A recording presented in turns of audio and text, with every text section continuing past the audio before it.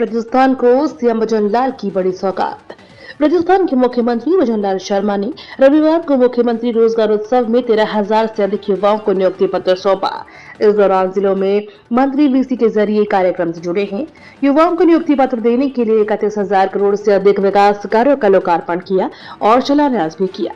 आपको बता दें, मुख्यमंत्री रोजगार उत्सव के तहत चिकित्सा विभाग, वित्त विभाग, गृह विभाग, राजस्व विभाग और शिक्षा विभाग में विभिन्न पदों पर नियुक्तियां बांटी गई हैं। राजस्थान के कई जिलों में शीतलहर के चलते 13-14 जनवरी को स्कूलों में छुट्टी।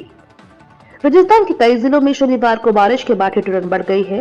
मौसम विभाग की ओर से आने वाले दिनों में भी बारिश और ओलावृष्टि की संभावना जताई गई है।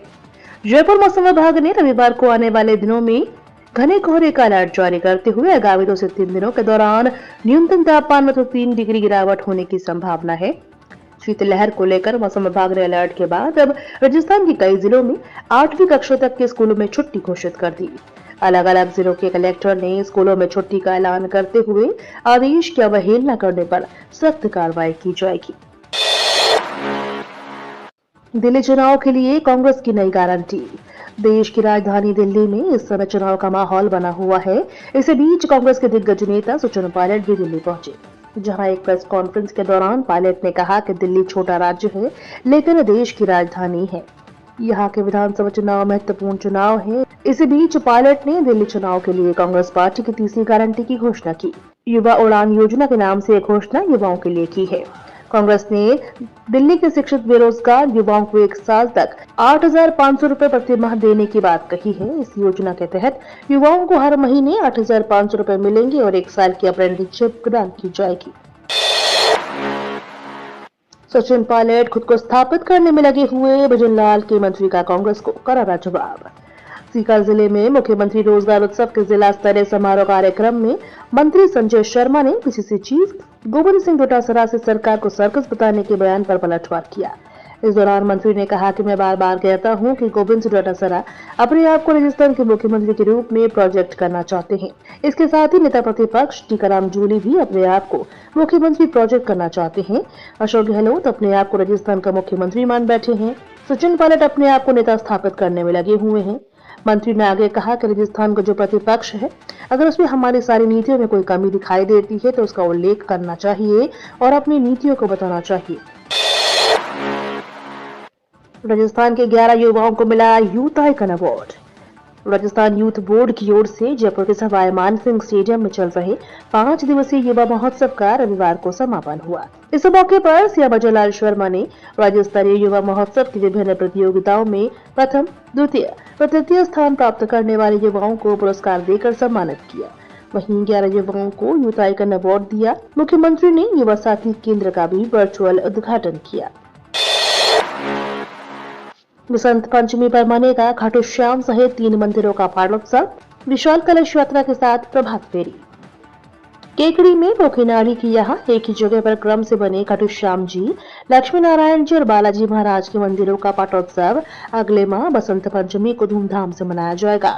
तीनों मंदिरों में प्राण प्रतिष्ठा बसंत पंचमी के दिन हुई थी। बालाजी मंदिर तो पुराना है, मगर खाटू श्याम जी व लक्ष्मी नारायण मंदिर की प्राण प्रतिष्ठा पिछले साल ही हुई थी। इन तीनों मंदिरों की प्रतिष्ठा की तिथि एक ही होने से तीनों मंदिर का पाटोत्सव एक साथ मनाया जा रहा है। पाटोत्सव का आयोजन श्री श्याम प्रेमी सेवा समिति एवं श्री पोखीनाड़ी बालाजी समिति के संयुक्त तत्वाधान में किया जाएगा।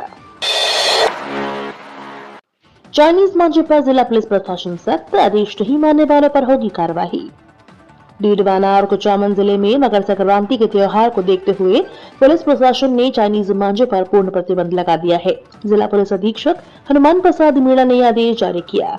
एसपी हनुमान प्रसाद मीणा ने बताया कि चाइनीज मांझा बिजली के तारों से संपर्क में आने पर जानलेवा साबित हो सकता है।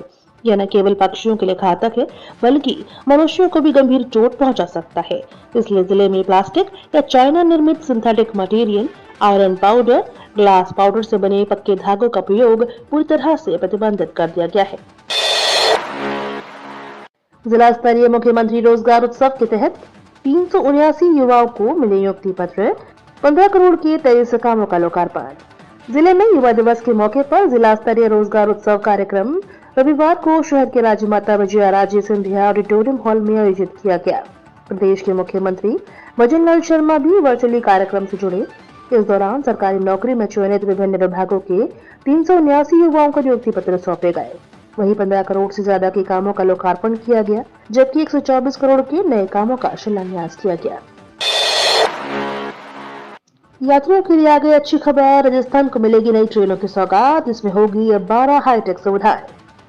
रेलवे की ओर से दिल्ली मुंबई समेत विभिन्न मुख्य मार्गों पर अत्याधुनिक सुविधाओं से युक्त ट्रेनें संचालित करने की योजना पर काम शुरू कर दिया गया है। इस योजना के तहत लंबी दूरी की यात्रा करने वाले यात्रियों को सस्ती दर पर यात्रा भी मुहैया कराई जाएगी।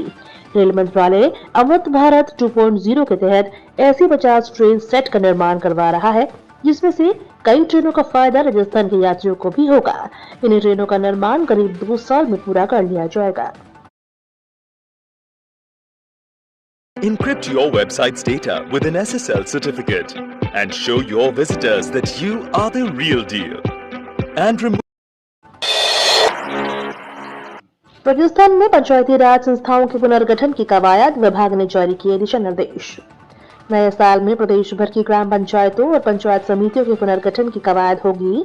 इसमें आबादी और क्षेत्रीय सहूलियत के लिहाज से मौजूदा पंचायती राज संस्थाओं में बदलाव होंगे। वही नई पंचायतों और पंचायत समितियों का सृजन होगा। इस संबंध में ग्रामीण विकास और पंचायत राज विभाग ने पंचायती राज अधिनियम 1994 की धारा 101 के तहत पंचायती राज संस्थाओं की सीमाओं में परिवर्तन को लेकर सभी कलेक्टरों को दिशा निर्देश जारी कर दिए हैं। ऐप पर कर सकेंगे क्षतिग्रस्त सड़क की शिकायत, मिलेगी लोगों को राहत। बूंदी प्रदेश की क्षतिग्रस्त सड़कों की जानकारी आम जन अब सीधे सार्वजनिक निर्माण विभाग को दे सकेंगे। इसके लिए बाकायदा विभाग ने एक PWD सेवा ऐप बनाया है। फिलहाल डेटा फीडिंग का कार्य जारी है। इस ऐप पर मिली शिकायत की जानकारी GPS के जरिए मुख्यालय पर बैठे अधिकारी भी मॉनिटरिंग कर सकेंगे। भारत ने पाकिस्तान को T20 मुकाबले में बुरी तरह रौंदा। फिजिकली डिसेबल्ड चैंपियंस ट्रॉफी 2025 का आगाज हो चुका है। भारत ने अपने पहले ही मैच में पाकिस्तान को बुरी तरह से हरा दिया। टीम इंडिया ने पहले बैटिंग करते हुए 161 रन का लक्ष्य दिया था। जवाब में पाकिस्तान की टीम महज 51 रन पर ऑल आउट हो गई। टीम इंडिया के लिए निखिल ने 47 गेंदों का सामना करते हुए 59 रन बनाए। वही गेंदबाजी में जितेंद्र वियन ने महज 5 रन देकर 2 विकेट झटके। महाकुंभ में दिव्यांगों को मिलेगी मुफ्त सेवाएं। दुनिया का सबसे बड़ा धार्मिक मेला महाकुंभ प्रयागराज में 13 जनवरी से प्रारंभ होने जा रहा है। इस पुण्यदायी मौके पर उदयपुर से मेले में शामिल होने वाले नारायण सेवा संस्थान द्वारा विभिन्न सेवा के प्रकल्प संचालित किए जाएंगे। विशेष रूप से नारायण सेवा संस्थान समाज के दिव्यांग बंधु बहनों को मुख्य धारा में लाने के लिए निःशुल्क सेवाएं देकर दिव्यांग सशक्तिकरण महाकुंभ बनाएगा। मेले में दिव्यांगों के लिए कृत्रिम अंग और कैलिपर्स कार्यशाला चलेगी तथा कृत्रिम अंगों को प्रदर्शनी भी लगाई जाएगी। चिंतन शिविर के समापन पर बोली केंद्रीय मंत्री अन्नपूर्णा देवी, विकसित भारत के लिए आधी आबादी निभाएगी पूरी भूमिका। केंद्रीय महिला और बाल विकास मंत्री अन्नपूर्णा देवी ने कहा कि प्रधानमंत्री नरेंद्र मोदी ने विकसित भारत का जो स्वप्न देखा है वह महिलाओं और बच्चों को समेकित विकास के बिना संभव नहीं है। इसलिए सभी को जिम्मेदारी दी है कि वह महिला एवं बाल विकास के उच्च लक्ष्यों को प्राप्त करने के लिए साझा प्रयास करें। महिला एवं बाल विकास मंत्रालय की ओर से आयोजित राष्ट्रीय चिंतन शिविर के अंतिम दिन रविवार को केंद्रीय मंत्री ने कहा कि देश में महिला एवं बाल विकास विभाग को लेकर जो योजनाएं हैं उसको लेकर राज्य के सुझाव और चुनौतियां सामने आई हैं और उस पर काम किया जाएगा। मकर संक्रांति पर पतंगबाजी से घायल पक्षियों की जान बचाने के लिए शहर में लगाए पक्षी उपचार शिविर। मकर संक्रांति पर पतंगबाजी से बेजुबान परिंदे पतंग की डोर में फंसकर घायल हो जाते हैं। घायल पक्षियों की जान बचाने के लिए जयपुर शहर में पक्षी उपचार शिविर लगाए जा रहे हैं। घायल पक्षियों के इलाज के लिए वन विभाग की ओर से जयपुर शहर में विभिन्न NGO के सहयोग से करीब 12 बर्ड्स ट्रीटमेंट कैंप लगाए जा रहे हैं। वहीं वन विभाग की ओर से जयपुर के अशोक विहार में उपचार केंद्र बनाया गया है। 13 से 15 जनवरी तक पक्षी उपचार शिविर लगेंगे।